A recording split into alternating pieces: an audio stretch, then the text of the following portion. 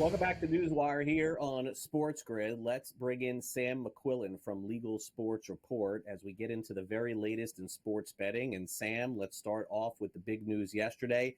Bally Bet makes it official. They are on board in Massachusetts. Thanks for coming on. Let's get to it. Yeah, Craig, Bally Bet finally launching in Massachusetts yesterday, nearly a year and a half after most of the state's other apps. The state now has 7 legal sports betting apps after Betr and WinBet decided to pull out in February. Those apps actually only combined for less than 3% of the market share, which is why they left.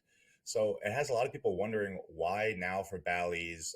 It could be a similar experience for them, quite frankly, because in other states they operate in, they hold less than 3% of the market. So a lot of people wondering why now for Bally's. There's been reports that the launch already maybe hasn't gone so well. People struggling with signups. Bally's switched over to the new third-party technology last fall, owned by Canby. So a lot of people, wondering why now. And the answer probably is Rhode Island and iGaming. It just so happens that they have a monopoly on iGaming in Rhode Island, the neighboring state to Massachusetts, which could present a huge opportunity for the company, which has thrown about $3 billion away on failed sports betting investments. Now management has been talking about we need to ramp up iGaming. So people are thinking, okay, maybe they took forever because they weren't good with the technology. They finally launched because they, believe that they can really tap into that market in the neighboring state. A lot of people on the Massachusetts border could theoretically drive over the border, go into Rhode Island. They could get them as customers, and that would be essentially a cross-selling opportunity for Bally Bet from Massachusetts to Rhode Island. But it means Bally had to put up a lot of money up front. It cost about $1 million for the license in Massachusetts, so they already paid that. I guess they had to eventually launch. But yeah, it's kind of a strange scenario in terms of having Bally Bet join these states. I'd be surprised if they did better than those operators like WinBet and Betr, which eventually left. So yeah, we'll have to see, how they do going forward. But kind of an interesting, reason for them to launch in Massachusetts. I think that it'll be an interesting dynamic to see if Bally Bet can actually succeed in a big way in any state. Massachusetts seems to be one with a little bit of an opening, so we will see. All right, latest on some expectations for DraftKings. Let's get to some of the quarterly reports. U.S. Open, Major League Baseball, a lot of opportunities still to bet on sports. Not the primary ones, of course. It's summertime, a little bit different, Sam. Yeah, Deutsche Bank, one of the leading Wall Street firms, lowered its expectations for DraftKings this quarter due to what they called higher anticipated customer acquisition costs from launching in states like North Carolina. And like you alluded to, Craig, customer-friendly outcomes from the U.S. Open and Major League Baseball. So DraftKings had targeted their structural hold. This is, the percent of money that a sportsbook keeps for the year to be 10.5%. But already analysts like the ones at Deutsche Bank are coming out saying they had a really bad quarter. They were hit pretty hard. And if you recall, I think we talked about this in the fourth quarter as well. I think they had a slightly better Q1. So they've been getting kind of hit hard. Bryson DeChambeau was plus 5,000 to win the U.S. Open. He was the second most bet on in terms of money and handle at most books, with about 12% of the tickets and 21% of the money at DraftKings. So that's a lot of money that they lost on golf there. And then, Craig, I'll pitch this one to you. Seems like they've been getting killed in Major League Baseball. What's going on there recently? Have there been a lot of favorites winning? I haven't been following what's going on with the MLB.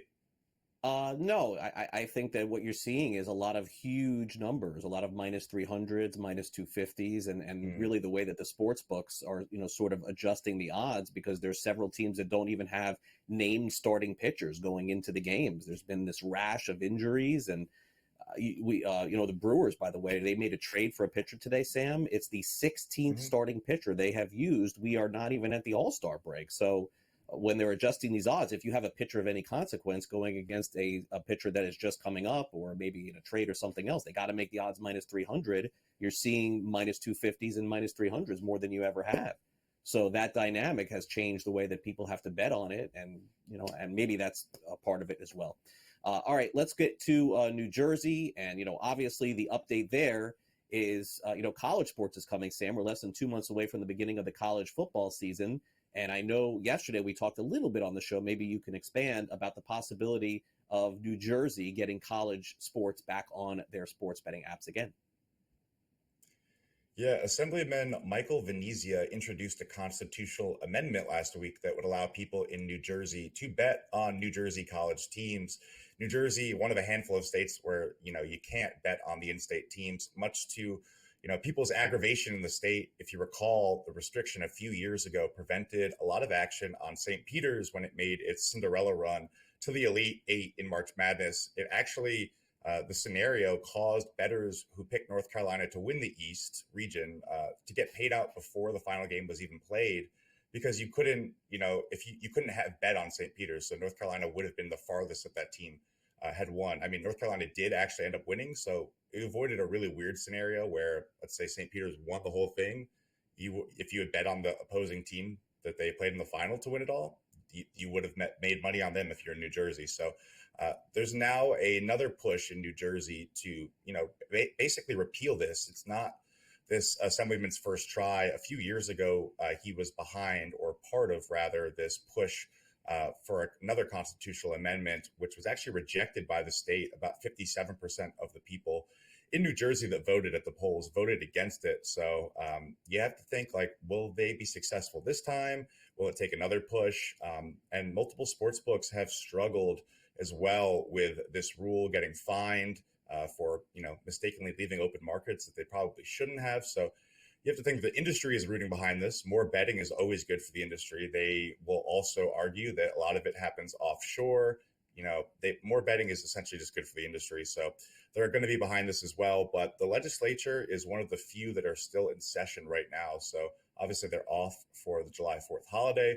We'll see if this becomes a priority afterwards. But if a state like New Jersey, which quite frankly is pretty prominent in sports betting policy, when they make a big decision or big move, people tend to follow, people tend to listen. So if they get this done, it would be huge for the state, huge for the sports books, and potentially could spread to other states and reverse a trend that we've seen, with more and more crackdowns, less bets people want to have on college players.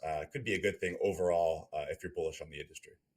Yeah, I would agree. Let me ask you real quick, Sam, before you go. Do you anticipate these college player props still being available in some places this upcoming college football season? In some places, yes, but in less places probably, because we've seen that push from the NCAA. The sports books have gotten involved too. There's a lot going on behind the scenes. I mean, the NCAA is a mess, so anything they can do probably to have less betting or less headlines, I would say they'll be behind it. So a few states will hold out, but if I had to guess, if you asked me 2 years from now, maybe zero.